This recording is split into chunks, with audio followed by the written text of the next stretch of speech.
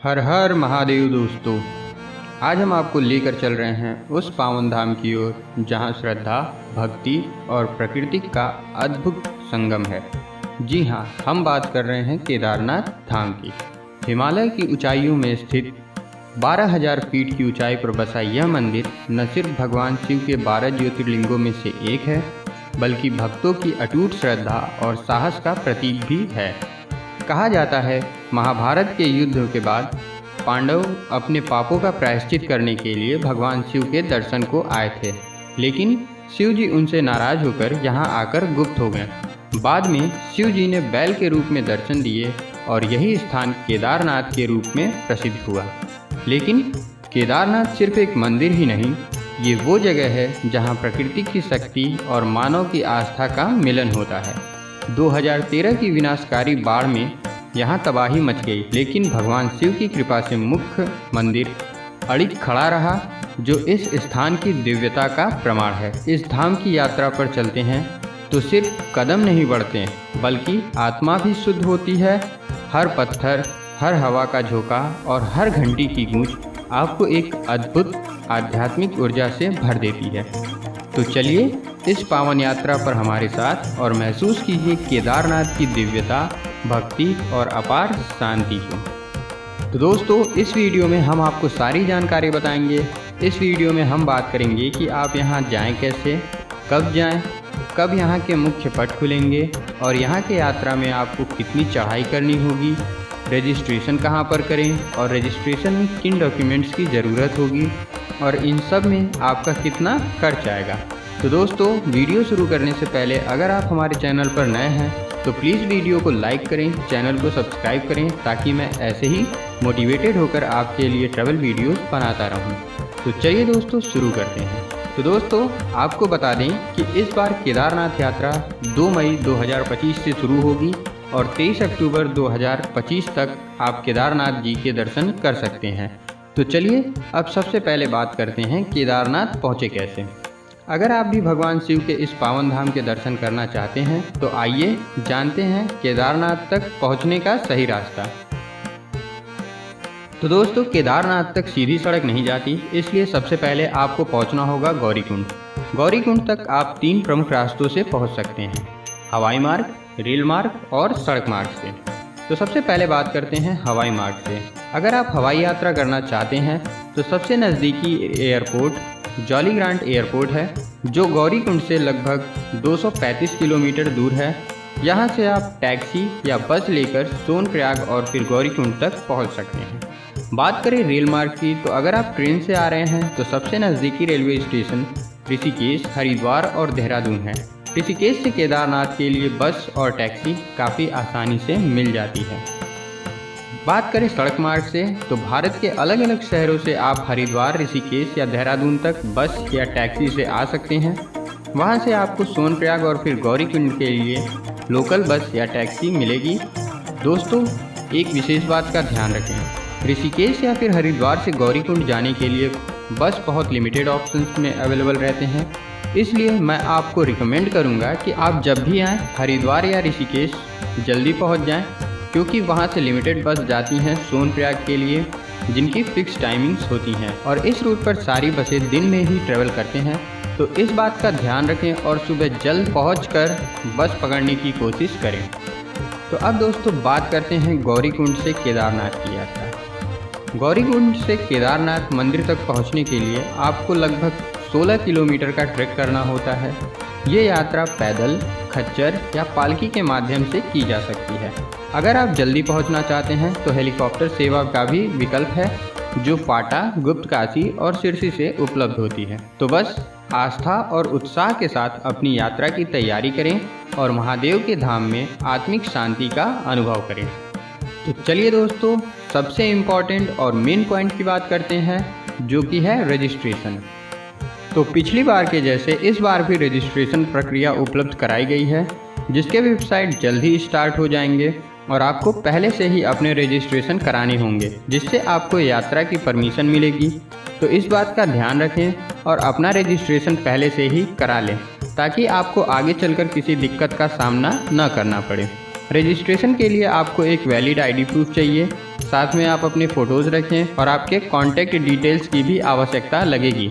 आपको रजिस्ट्रेशन के टाइम पर और यात्रा के टाइम पर साथ रखना होगा। तो चलिए अब बात करते हैं कि कहाँ ठहरें।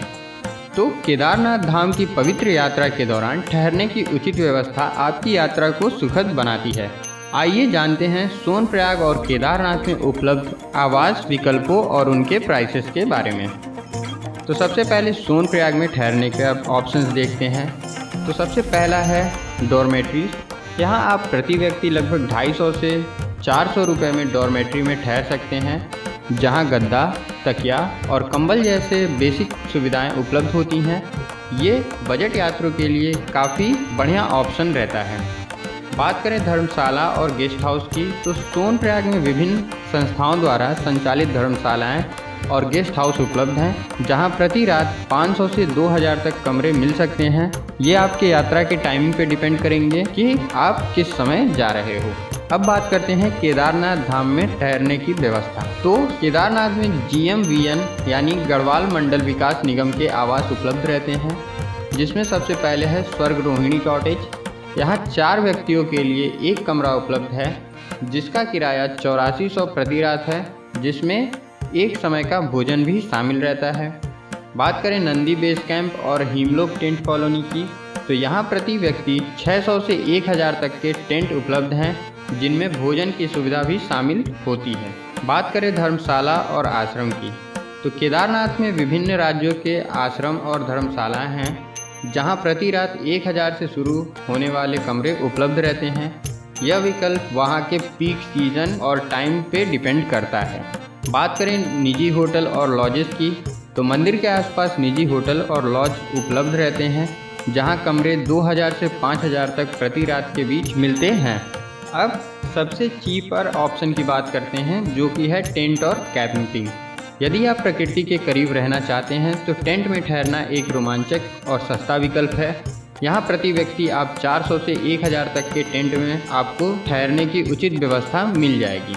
तो अब बात करते हैं दोस्तों कुछ इम्पॉर्टेंट पॉइंट्स की। तो सबसे पहला पॉइंट है, यात्रा के पीक सीजन में आपको प्री बुकिंग कराना सबसे बढ़िया होगा, ताकि ठहरने में आपको कोई असुविधा ना हो।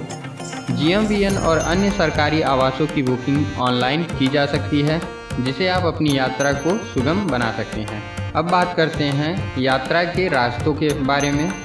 तो गौरीकुंड से केदारनाथ मंदिर तक लगभग 16 किलोमीटर का ट्रैक करना होता है। ये यात्रा पैदल, खच्चर या पालकी के माध्यम से कर सकते हैं। तो अब बात करते हैं रास्ते में मिलने वाली कुछ सुविधाओं के बारे में। तो यात्रा मार्ग पर आपको कई छोटे बड़े ढाबे, चाय की दुकानें और जलपान केंद्र उपलब्ध रहते हैं, जहां गर्मा गर्म चाय, मैगी, पराठे, दाल चावल और स्नैक्स जैसी चीज़ें मिलती हैं। यात्रा मार्ग में कई मेडिकल स्टोर्स और प्राथमिक चिकित्सा केंद्र भी उपलब्ध हैं, जहां आपको ऑक्सीजन सिलेंडर और दवाइयाँ मिल जाती हैं। बात करें विश्राम और टेंट की, तो ट्रैकिंग के दौरान रामबाड़ा, लीनचोली और छोटा लीनचोली जैसे स्थानों पर विश्राम के लिए टेंट और लॉजेस उपलब्ध रहते हैं। यहाँ यात्री कुछ देर के लिए आराम करके अपनी यात्रा जारी रख सकते हैं। गौरीकुंड से केदारनाथ तक कई दुकानों पर रुद्राक्ष, पूजा सामग्री, प्रसाद और धार्मिक स्मृति चिन्ह मिलते हैं, जहाँ से आप केदारनाथ की यादों के रूप में कुछ पवित्र वस्तुएं भी ले जा सकते हैं। यात्रा मार्ग पर कई दुकानों से रेनकोट, छाते, ट्रैकिंग स्टिक और जूते किराए पर उपलब्ध रहते हैं, जो कि बारिश और ठंड से आपका बचाव करते हैं। तो चलिए दोस्तों अब बात करते हैं बजट की। तो हम बजट में बात करेंगे ऋषिकेश टू ऋषिकेश तक की।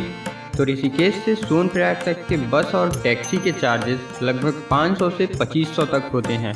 अगर आप बस से जाते हो तो आपका किराया लगभग 400 से 1500 तक होगा, और अगर आप टैक्सी से जाते हो तो वो चार्जेस आपको लगभग 1000 से 2500 या 3000 तक भी हो सकते हैं। बात करें गौरीकुंड से केदारनाथ तक ट्रैकिंग खर्च, तो अगर आप पैदल यात्रा करते हैं तो ये बिल्कुल फ्री होगा। अगर आप खच्चर का यूज़ करते हैं तो वन वे का चार्ज आपको लगभग 2500 से 4000 टाइमिंग के ऊपर डिपेंड करेगा। बात करें पालकी सेवा का, तो वन वे में 4000 से 7000 तक आपको चार्जेस आ सकते हैं। अगर आप हेलीकॉप्टर से जाना चाहते हैं तो आपको राउंड ट्रिप लगभग 7500 से 12000 तक हो सकता है। तो अब बात करते हैं ठहरने का खर्च। तो सोनप्रयाग में अगर आप डॉर्मेट्री या धर्मशाला में रुकते हैं तो वो आपको लगभग 250 से 700 या फिर 1000 तक प्रति रात आ सकता है। और अगर आप प्रीमियम होटल्स में रुकना चाहते हैं तो वो लगभग आपको 3000 से 7000 या 8000 तक आ सकता है प्रति रात के लिए। बात करते हैं केदारनाथ में। तो केदारनाथ में टेंट या डॉर्मेट्री में आपको लगभग 400 से 1000 रुपये तक प्रति व्यक्ति अच्छी डॉर्मेट्री व्यवस्था मिल जाएगी। बात करें गेस्ट हाउस और धर्मशाला की तो ये लगभग 1000 से 3000 प्रति रात में आपको अच्छा खासा गेस्ट हाउस मिल जाता है। और अगर बात करें प्राइवेट होटल्स की तो इनके चार्जेस काफ़ी हाई रहते हैं, जो कि 3000 से 7000 पर नाइट आपके चार्जेस आ सकते हैं। अब बात करते हैं खाने पीने का खर्च। तो साधारण भोजन आपको 100 से 300 रुपये प्रति व्यक्ति मिल सकते हैं। बात करें नाश्ता की तो पराठा, मैगी, चाय और कॉफ़ी आपको लगभग 50 से 150 तक हो सकता है। और बात करें पानी की बोतल की तो वो आपको 30 से 50 रुपये हाइट के ऊपर डिपेंड करता है। जैसे जैसे आप ऊंचाई पे बढ़ते जाते हैं वैसे वैसे चीज़ों के प्राइस थोड़े महंगे होते हैं। बात करें अन्य खर्च की तो रेनकोट और गर्म कपड़े किराए पर लगभग 100 से 300 रुपये में उपलब्ध रहते हैं।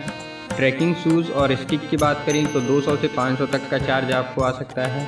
और पूजा सामग्री के लिए लगभग 100 से 500 रुपये तक का खर्च आ सकता है। तो कुल अनुमानित बजट की बात करें तो अगर आप ऋषिकेश से लोकल बस और सोनप्रयाग और केदारनाथ धाम के डॉर्मेट्री, धर्मशाला और टेंट्स में रुकते हैं तो आपका बजट लगभग 4000 के करीब आएगा। अपने बजट और सुविधा के अनुसार ठहरने और यात्रा के विकल्प को चुनें। तो दोस्तों, केदारनाथ धाम की यह पावन यात्रा सिर्फ एक सफ़र नहीं बल्कि आस्था, साहस और आत्मिक शांति का अनुभव है। यह वो स्थान है जहां हर भक्त को भगवान शिव की दिव्य उपस्थिति का एहसास होता है, जहां हर कदम पर आस्था और भक्ति की शक्ति महसूस होती है। अगर आपको ये जानकारी उपयोगी लगी हो तो वीडियो को लाइक करें, अपने दोस्तों और परिवार के साथ शेयर करें और हमारे चैनल को सब्सक्राइब करना न भूलें, क्योंकि हम आपके लिए इसी तरह की महत्वपूर्ण और रोचक जानकारी लाते रहेंगे। नीचे कमेंट में हर हर महादेव लिखकर हमें बताइए कि आप इस साल केदारनाथ यात्रा पर जाने की योजना बना रहे हैं या नहीं। फिर मिलेंगे एक और रोचक और आध्यात्मिक सफ़र में। तब तक के लिए हर हर महादेव, जय केदारनाथ।